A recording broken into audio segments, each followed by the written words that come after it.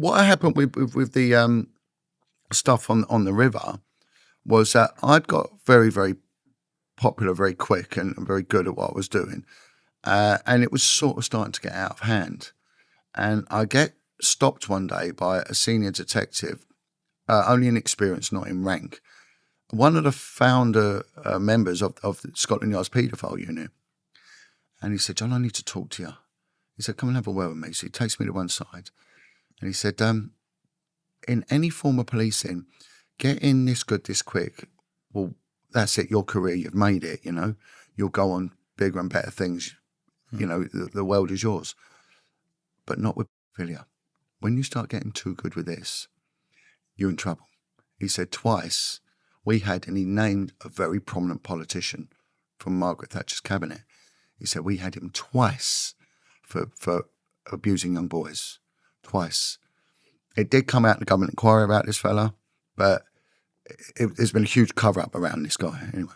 And we can't say who it is now. Well, I can, but... It's going to get us and get sued.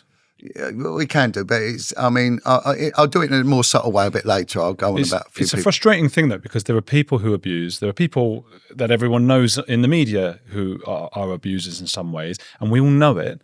But were we to say it, we'd get sued. Yeah. Don't have the means to defend ourselves. And also, it's one of the hardest things to prove. Yeah. So it's easy for people on the sidelines to say, why did no one say anything? It's like, well, well, statistically, right? Let me just finish this point while the continuity is there. He said to me, your name is being mentioned now in the corridors in Scotland Yard. Be very, very careful, because we got shut down with this politician twice, right? And we had him banged to rights. They'll do the same to you. Well, I put in this information about this boat, like I mentioned in Hampton earlier on about the kids being brought there. The next day, I went into work. The senior officer running my overall command on the river said, you're being removed from this. It was a National Crime Squad operation. He said, you're being removed. I was on a secondment to him. And I was told I'd be there forever because I was so good at it. And I went, why? He said, well, we can't afford for your secondment anymore. You're needed back on the water. I went, they don't do any work. Why am I needed back to do nothing? I said, that don't make sense.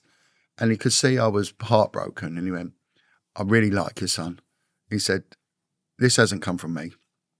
He said, I've been told very high up, stop this boy doing it, shut it down. And they shut the whole thing down. Oh, my God. And I went, right.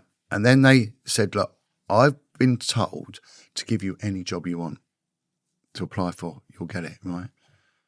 And they stuck me on a counter-terrorist unit. I don't care for terrorism. I'm not interested in it, right? Right.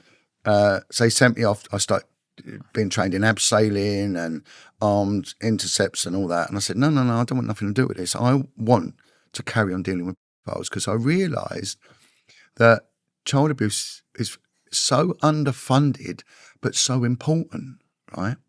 And I'll go on to some stats that back that up in a minute. And I want people to also understand the hidden hand that is not conspiratorial, it's very, very real. And that is the influence that Freemasonry has on proceedings, right? As much to my knowledge. So this one guy said, I hear you're leaving. Senior officer, I went, yeah. And he went, what are you going to do? I said, look, I've seen a job come out in Scotland Yard's elite vice unit. Phenomenal unit. And again, very difficult to get onto, but it's one of them, get on it. It's like one of the best jobs you can get, you know. And I luckily already had one of these jobs and now, but I knew nothing about vice or anything like that. I was underqualified. And he went, you want that job? And I went, yeah. He went, I'll show you how this works. So in the advert that comes out in this internal publication, there's all the jobs you can apply for when they crop up. And there's certain criteria you've got to meet. I didn't meet half of the criteria under this job. So, and at the bottom is the inspector or senior officer in charge of the unit. And if you want to get in touch with them, arrange a secondment with them or whatever, you contact this guy. So he went, he's in my lodge. I didn't even know what that meant, right? I thought like sweat lodge or something. Oh, they went sauna together or something, you know. And he calls him up on the speakerphone And the phone answer, he goes, "Oh, brother, it's so-and-so. Oh, how you doing, brother?" He said, "This job you got going?" He went, "Yeah." He said, "I want to recommend a young lad on my unit." He went, "Yeah, okay. Has he got experience?" He went, "No, unfortunately, he hasn't got the criteria." And he went, "Right, here." He said, "Have you got pen and paper?" He went, "Yeah." And he went, "Right." And he then read out 20 questions with 20 answers. He went, "They're the questions and they're the answers. Okay? You're putting a good word for him. That's 10% of it. That's 90%. He'll get the job." And he looked at me and goes, "That's how Freemasonry works."